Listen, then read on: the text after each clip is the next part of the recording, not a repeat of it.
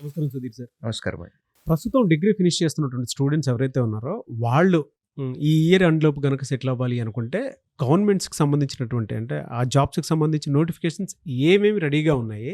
1 ఇయర్‌లో నిజంగానంటే ఇయర్ ఎండ్‌లోపు ఖచ్చితంగా సక్సెస్ అవ్వడానికి అవకాశం ఉంటుందా? ఫోకస్ చేస్తే. So, Andhra Pradesh state government Ugadi రోజున ఇయర్ క్యాలెండర్ ఇస్తాము అని చెప్పి నంబర్ ఆఫ్ వేకెన్సీస్‌తో సహా కూడా ఇచ్చారండి. హ్మ్. దానికి సంబంధించి ఆల్రెడీ ఫస్ట్ నోటిఫికేషన్ ఆల్రెడీ వచ్చేసింది. కోర్ట్‌లో సంబంధించి హైకోర్ట్ అండ్ డిస్ట్రిక్ట్ కోర్ట్స్‌కి సంబంధించి. నెక్స్ట్ డీఎస్సీ రాబోతుంది. పోలీస్ కానిస్టేబుల్స్ ఇవన్నీ రాబోతున్నాయి.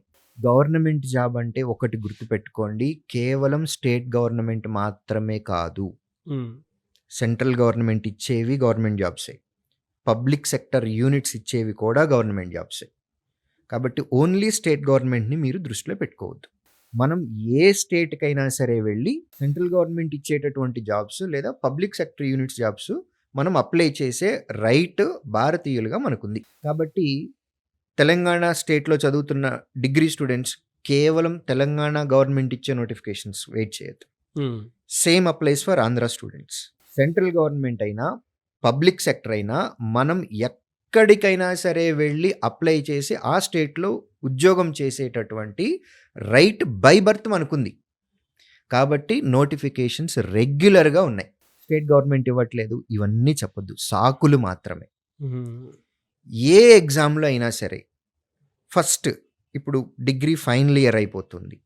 మీ డిగ్రీ ఎగ్జామ్స్ అయిపోయిన వెంటనే అన్నిటికి కావాల్సినటువంటి సబ్జెక్ట్స్ ఒక 3 ఉన్నాయండి. హ్మ్. మీరు ఏ ఎగ్జామ్ రాయాలి అని అన్నా సరే, ఇప్పుడు మీరు ఎంఎస్సీకి వెళ్ళాలి, లేదా ఎంసీఏ, ఎంబీఏ చేయాలి హైయర్ ఎడ్యుకేషన్‌కి, లేదు ప్రైవేట్ సెక్టర్‌లో జాబ్ చేయాలి, గవర్నమెంట్ సెక్టర్‌లో జాబ్ చేయాలి. మీరు ఏది చేయాలన్నా వద్దులే కట్ చేయండి. హ్మ్. గవర్నమెంట్ సెక్టర్ అన్నారు కాబట్టి. హ్మ్. హ్మ్. మీరు ఏ గవర్నమెంట్ ఎగ్జామ్ తీసుకున్నా సరే మినిమమ్ 3 సబ్జెక్టులు కామన్‌గా ఉంటాయి. క్వాంటిటేటివ్ యాప్టిట్యూడ్ ఇది లేకుండా ఎగ్జామ్ ఉండదు. Reasoning, general English. కొన్ని ఎగ్జామ్స్‌లో జనరల్ ఇంగ్లీష్ ఉండదు. బట్ కరెంట్ అఫైర్స్ ఉంటుంది. సో, ఈ 4 సబ్జెక్టులు గనక మీరు నేర్చుకుంటే మీకు చాలా చాలా చాలా బెనిఫిట్ ఉంటుంది. ఒక graduate more than 99 exams apply చేసుకోవడానికి ఇండియాలో ఎలిజిబిలిటీ ఉంది. ఈ 99 ఎగ్జామ్స్‌లో ఎవ్రీ ఇయర్ మినిమమ్ 60 గ్యారంటీగా మేము చూస్తున్నాం. ఇది నేను లాస్ట్ 18 ఇయర్స్‌లో అబ్జర్వ్ చేసిన ట్రెండ్ అండి ఇది. అంటే నేను ఈ ఫీల్డ్‌లోకి కోచింగ్ సెంటర్, ఒక టీచర్‌గా, ఒక ఇన్‌స్టిట్యూట్ మేనేజ్మెంట్‌లో ఉండటం దిస్ ఈజ్ మై 18థ్ ఇయర్. ప్రతి సంవత్సరం కనీసం ఒక 60 నోటిఫికేషన్‌లు వస్తున్నాయి. తగ్గింది ఎక్కడ అంటే ఒక్క కోవిడ్ ఇయర్‌లోనే తగ్గింది. బట్ మిగిలిన అన్ని సంవత్సరాల్లో ఉంది. మీరు ఏ ఎగ్జామ్ రాయాలన్నా సరే quantitative aptitude, reasoning, general English and current affairs ఇవి కంపల్సరీగా మీరు నేర్చుకోవాల్సింది. ఇది లేకుండా ఎగ్జామ్ లేదు. రోజులో గ్రాడ్యుయేషన్ అయిపోయింది. మీ గ్రాడ్యుయేషన్ రిజల్ట్ కూడా వెయిట్ చేయొద్దు. రిజల్ట్ వచ్చేస్తది. మీ మీద మీకు నమ్మకం ఉంది గదా! అవును. నమ్మకం ఉంది కాబట్టే మీరు ఇమ్మీడియేట్ ప్రిపరేషన్ స్టార్ట్ చేయాలి. ఆ రిజల్ట్ చూసిన తర్వాత నేను డిగ్రీ ఎగ్జామ్‌కి మళ్ళీ ఫెయిల్ అవుతానో, పాస్ అవుతానో చెక్ చేసుకొని అనేదంటే లో కాన్ఫిడెన్స్ ఉన్నట్లు మనకి. ఆ ఫేజ్‌లోంచి బయటికి రండి. True sir. హ్మ్. సో, ఇక నుంచి మీ రిజల్ట్ రావటానికి కూడా కనీసం ఒక 2 నెలలు టైం పడుతుంది. యూ ఆర్ హ్మ్. Wasting precious time. మీకు 20-24, 25 సంవత్సరాల వయసనేది మీ ఎంటైర్ లైఫ్‌లో ఐయామ్ 40+ నాగరాజు గారు. ఈ 40 ఇయర్స్‌లో నేను అబ్జర్వ్ చేసుకున్నది నా 20-25 సంవత్సరాల టైంలో నేను ఏదైతే చేశానో దట్ ఈస్ ప్రీషియస్ టైమ్ నాకు. హ్మ్.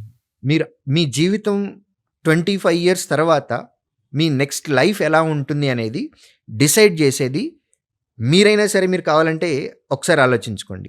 20-25 సంవత్సరాల్లో మీరు ఏం చేశారు అనే దాన్ని బట్టే me rest of the life మొత్తం డిపెండ్ అయింది. అవును. 20 ముందు ఏం చేశారో మీకు సంబంధం లేదు. 25 తర్వాత చేయడానికి ఏమి ఉండదు. 20-25 సంవత్సరాల మధ్యలో ఉన్న వాళ్ళు ఒక్క రోజు కూడా వేస్ట్ చేయటం కరెక్ట్ కాదు. ఇది ఎక్స్‌పీరియన్స్‌తో చెప్తున్నాను. డిగ్రీ ఎగ్జామ్స్ అయిపోయింది. రిజల్ట్ కోసం వెయిట్ చేయొద్దు. హ్మ్. నీకు తెలుసా మ్యాథ్స్ పోతుంది అని మ్యాథ్స్ ప్రిపేర్ అవ్వు మరి. అన్ని పాస్ అవుతానని కాన్ఫిడెన్స్ ఉందా? కాంపిటేటివ్ ఎగ్జామ్‌కి ప్రిపేర్ అవ్వు. Don't waste time. Preparation start చేయొద్దు.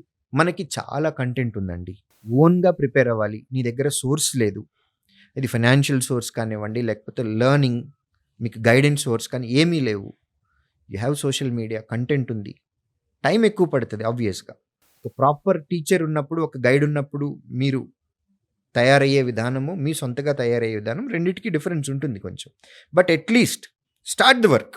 మనకి బోల్డ్ అన్ని మార్కెట్లో బుక్స్ అవైలబిలిటీలో ఉన్నాయి, ఈ బుక్స్ అవైలబిలిటీలో ఉన్నాయి, సోషల్ మీడియాలో యూట్యూబ్లో మనకి కంటెంట్ అవైలబిలిటీలో ఉంది. బట్ నేను చెప్పేది ఒక్కటే, ఫాలో ఓన్లీ వన్ గైడ్. ఎవరైనా ఒక్కటే టీచర్ని ఫాలో అవ్వండి. మీరు ఇద్దరు ముగ్గురిని టీచర్లుగా సోర్సులు పెట్టుకొని వాళ్ళని ఫాలో అవుతుంటే గనక too many cooks spoil the dish అన్నట్లుగా. లేదా తెలుగులో కూడా సామెత ఉంది, 2 పడవల మీద కాళ్ళు పెట్టి ప్రయాణం చేయటం. ఇది కరెక్ట్ కాదు. ఫాలో ఓన్లీ వన్ సోర్స్, అది ఏదైనా అవ్వచ్చు. మా శ్రీధర్ సిసి ఇదే ఫాలో అవ్వండి అని నేను చెప్పట్లా, మీరు ఏదైనా ఫాలో అవ్వండి, ఒక్కటే ఫాలో అవ్వండి. Reasoning, arithmetic, general English, current affairs, ఇవి లేకుండా మీకు ఎగ్జామ్ లేదు. ఒక్కరోజు కూడా వేస్ట్ చేయొద్దు. Start the preparation irrespective of number of vacancies. మీకు ఏజ్, ఎడ్యుకేషన్, క్వాలిఫికేషన్ ఉందా, ఉన్న ప్రతి నోటిఫికేషన్కి అప్లై చేయండి. యూ నెవర్ నో మీకు ఏ నోటిఫికేషన్లో ఉద్యోగం వస్తుందో మీకు తెలియదు. కాబట్టి ఎలిజిబిలిటీ ఉన్న ప్రతి ఒక్క నోటిఫికేషన్కి అప్లై చేయండి. సిన్సియర్గా ప్రిపేర్ అవ్వండి. ఎఫర్ట్స్ అనేవి 100% ఎఫర్ట్ పెట్టండి, ఉద్యోగాలు అవే వస్తాయి. సో ఒక్కొక్క నోటిఫికేషన్ మీదే డిపెండ్ అవ్వకుండా జనరల్గా ఉండేటువంటి నోటిఫికేషన్స్ మీద, అంటే సెంట్రల్ గవర్నమెంట్, స్టేట్ గవర్నమెంట్, ఈ రెండింటి మీద అవగాహన పెంచుకొని ప్రాక్టీస్ అనేది, అంటే నాకు రిజల్ట్ వచ్చేంత వరకు వెయిట్ చేసేటువంటి ఉద్దేశం కాకుండా ముందే స్టార్ట్ చేసేసి ఈ రెండిట్లో ఏది సూటబుల్లో వాటికి అప్లై చేసుకుంటూ వెళ్ళిపోయి రాస్తూ ఉంటే సరిపోతుందంటారు. నాగరాజు గారు, అసలు మనిషికి ఏం కావాలి? సెటిల్ అవటం కావాలి సార్, మనీ కావాలి. అవును. ఆ మనీ సంపాదించుకోవటానికి కొంతమంది బిజినెస్లు పెడతారు, కొంతమంది ప్రైవేట్ జాబ్స్ చేస్తారు, కొంతమంది గవర్నమెంట్ జాబ్ చేస్తారు, కొంతమంది కాంట్రాక్టులు చేస్తారు, రకరకాల పనులు చేస్తారు. సో అల్టిమేట్గా మీరు గవర్నమెంట్ సైడ్ వస్తున్నారు అని అంటే లోపల కొంత ప్యాషన్ ఉంటుంది. మనం పేరెంట్నో, మన అంకుల్ని చూడటమో, ఆంటీని చూడటమో, ఒక టీచర్ని చూడటమో, ఇన్స్పైరింగ్ క్యారెక్టర్ ఏదో ఒకటి మనకుంది కాబట్టి మనం గవర్నమెంట్లోకి రావాలి అని అనుకున్నాం. కొంత సర్వీస్ చేయాలి అని అనుకుంటున్నాము. ఎట్ ద సేమ్ టైం మన టైం టు టైం మనకి ఇంక్రిమెంట్స్ రావాలి, మన హైరార్కీ పెరగాలి, ప్లస్ మనం సేఫ్గా ఉండాలి, మన ఫ్యామిలీ కూడా సేఫ్గా ఉండాలి. కాబట్టి గవర్నమెంట్ జాబ్కి రావాలి అని అనుకుంటాం జనరల్గా. ఆ జాబ్ గవర్నమెంట్ జాబ్ అన్నప్పుడు అది స్టేట్ అయితే మీకేంటి, సెంట్రల్ అయితే మీకేంటి, పబ్లిక్ సెక్టర్ అయితే మీకేంటి. ఓన్లీ డిఎస్సి టీచర్గా, స్కూల్ అసిస్టెంట్గా ఉంటేనే డబ్బులు ఇస్తున్నారా? పోలీస్ జాబ్స్లో ఇవ్వట్లేదా? బ్యాంక్ జాబ్స్లో ఇవ్వట్లేదా? ఇన్కమ్ ట్యాక్స్ డిపార్ట్మెంట్లో ఇవ్వట్లేదా? సిబిఐలో ఇవ్వట్లేదా? పోస్టల్ డిపార్ట్మెంట్లో ఇవ్వట్లేదా? వైజాగ్ స్టీల్ ప్లాంట్లో ఇవ్వట్లేదా? సింగరేణిలో ఇవ్వట్లేదా? మీకు పబ్లిక్ సెక్టర్ కానీ గవర్నమెంట్లో కానీ ఏ నోటిఫికేషన్లు అయినా సరే మీకు మంచి జీతాలు వచ్చేటటువంటి నోటిఫికేషన్ ఏదైతే ఉందో ఎలిజిబిలిటీ ఉన్న ప్రతి ఒక్కటి అప్లై చేయండి. మనకు కావాల్సింది డబ్బులు. ఫస్ట్ ఒక ఉద్యోగం తెచ్చుకోండి, తర్వాత మీకు లోపల కోరిక ఒకటి ఉంది, నేను ఒక టీచర్గానే ఉండాలి అని అనుకున్నాను, లేదు నేను ఒక పోలీస్ ఆఫీసర్గా ఉండాలి అని అనుకున్నాను, లేదు నేను డెస్క్ జాబ్ చేయాలి అని అనుకుంటున్నాను, లేదు నేను ఫీల్డ్ జాబ్ చేయాలి అని అనుకుంటున్నాను. ఇది రెండో దానికి ప్రిపేర్ అవ్వండి. బట్ ఫస్ట్ ఒక జాబ్ తెచ్చుకోవాలి.